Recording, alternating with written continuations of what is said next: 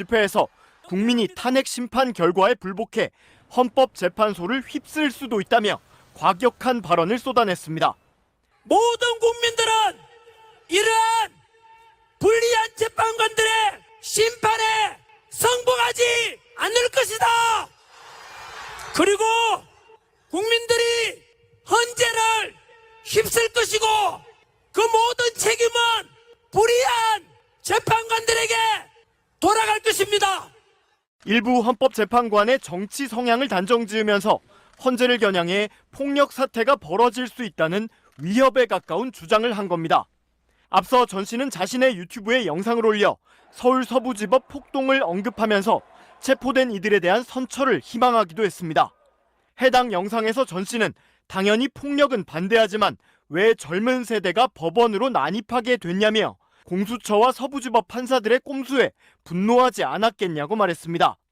이런 가운데 전 씨가 협박을 받고 있다며 경찰에 신변 보호를 요청해 경찰이 스마트워치를 지급한 사실도 알려졌습니다.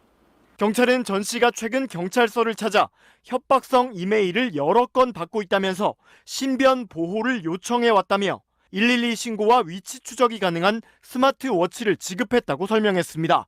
최근 자신의 유튜브 채널 등에서 윤 대통령 탄핵 반대 입장과 함께 부정선거 음모론을 주장하기 시작한 전 씨는 이후 2주 만에 유튜브 구독자가 50만 명 넘게 증가했습니다.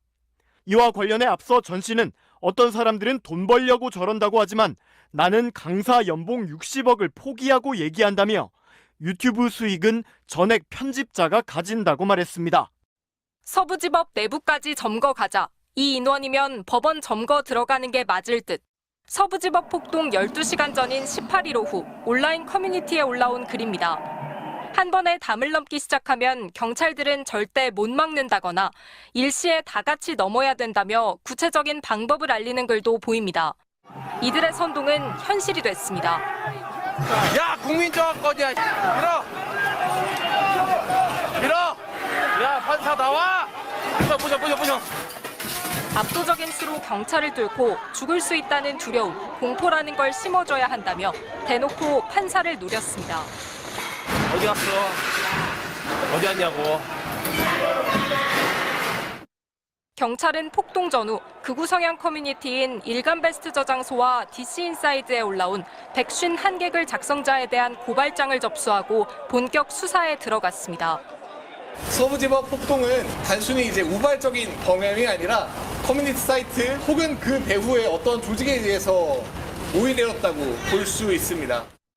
경찰은 온라인 커뮤니티와 유튜브 방송을 통해 조직된 시위대가 사전에 법원 난입을 준비했을 가능성에 주목하고 있습니다. 국민 저항권을 운운하며 지지자들을 서부지법 앞으로 이동시킨 전광훈 목사의 개입 의혹도 계속해서 들여다보고 있습니다. 폭동에 가담한 사실이 일부 드러난 사랑제일교회 특임 전도사가 전광훈 목사의 사병 양성소라는 주장도 나왔습니다. 전광훈 씨와 좀 대척점에 있는 인물들을 공격하는 데 주로 썼단 말이에요. 전광훈 씨의 사병 같은 존재다. 저는 이렇게 좀 보고. 전광훈 전담팀을 꾸린 경찰은 내란 선동 혐의로 대법원에서 유죄가 확정된 이석기 전 의원 판례에 대한 검토를 마치고 전광훈 목사에 대한 조사에 앞서 최근 발언과 행적을 집중 분석하고 있습니다. MBC 뉴스 송재환입니다. 탄핵 심판이 진행된 지난 23일. 국회 측 반대 신문을 거부하던 김용현 전 국방부 장관은 윤석열 대통령 측이 허락하고 나서야 증언을 시작했습니다. 어렵게 신문이 시작됐지만 이번에는 변호사의 개입이 문제가 됐습니다. 증언을 코치하는 것으로 보이잖아요. 재판부의 경고에 변호사는 강하게 항의했습니다. 증인이 증언 거부권을 포기하고 증언을 한다고 하면 저희가 조력할 수 있는 게 증언 중에 동석자가 증인에게 그 조언을 할 수는 없습니다. 이 변호사는 같은 날 저녁 헌법재판소 앞에서 열린 탄핵 반대 집회에 무대에 올랐습니다. 대뜸 헌법재판관들에 대해 난데없이 좌익이라는 딱지를 붙이며 공격했습니다. 헌법재판관 3명이 또르르 앉아 있습니다. 문영배, 김영두, 이미선. 앞에는 좌익 빨갱이 불공정 재판관들 쭉 앉아 있고. 또 아무 근거도 내놓지 않은 채 헌법재판관들은 대통령이 탄핵되길 원할 거라면서 미리부터 불복을 선동하는 듯한 주장을 이어갔습니다. 빨갱이 재판관들, 헌법재판관들은 지금도 오늘이라도 당장 탄핵심판 인용 결정을 내리고 싶을 겁니다. 그들은 그냥 얼굴로 표정으로 입으로 다 얘기하고 있습니다. 헌법재판관들을 공격하던 유승수 변호사는 서부지법 폭도들에 대해선 나도 마음만큼은 다르지 않다며 애국투사로 치켜세웠습니다. 또 서부지방법원에서 수없이 잡혀간 우리 애국투사들, 그리고 또 여기 계신 우리 애국지사 여러분들과 끝까지 함께해 주시기 바랍니다. 대통령 윤석열! 대통령 윤석열! 서부지법 피의자 변호도 맡은 유 변호사는 집회 발언 의도를 확인하기 위한 MBC 취재진 전화에 답하지 않겠다는 취지만 밝혔습니다. MBC 뉴스 김지경입니다. 윤석열 대통령에 대한 구속영장 발부를 앞두고 마스크를 쓴 남성이 시위대 앞에 섰습니다. 윤 대통령의 변호인인 배희철 변호사입니다. 이미 곳곳에서 경찰과 몸싸움을 벌이고 공수처 수사관이 탄 차량까지 덮친 시위대에게 대통령이 여러분을 보고 있다며 노골적으로 시위를 부추깁니다.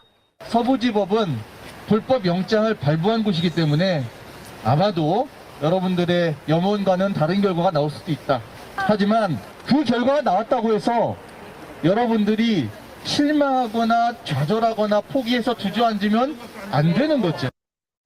법원 앞 시위가 나라의 미래를 여는 곳이라며 불법 행동을 선동하는 듯한 발언도 서슴지 않았습니다. 지금 이 서울 서부지법 앞에 모여 있는 것 자체만으로도 여러분은 이미 기존의 법 질서를 뛰어넘은 행동들을 하고 있는 것이죠.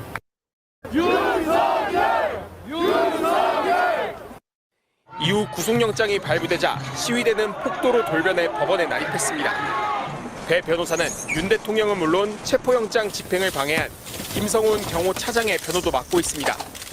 윤 대통령을 대변해온 석동현 변호사도 수차례 집단행동을 꼬드겨왔습니다. 불법 집회로 붙잡히면 벌금을 모아서 내주겠다고 밀어붙이고 서울구치소 앞에선 저항을 외쳤습니다. 우리가 도저히 감내할 수 없는 상황이 된다면 저는 우리들이 저항권 행사도 해야 된다고 생각합니다. 정광훈 목사가 제안하고 석동현 변호사가 부추긴 저항권을 폭도들은 완장처럼 들이밀었습니다. 야, 국민저항권이야. 이제 119 혁명이다. 민주당 장경태 의원은 더 나아가 폭동 당일 석동현 변호사와 함께 술집에 있던 사람이 법원에 난입했다는 제보가 있다며 배후 가능성을 제기했는데 석동현 변호사는 고향 출신 어르신들과 1시간가량 담소를 나누다 구속영장 발표 전 귀가한 것뿐이라고 반박했습니다. 배희철 변호사는 발언 의도 등을 확인하기 위한 취재진의 연락에 답하지 않았습니다. MBC 뉴스 김지성입니다.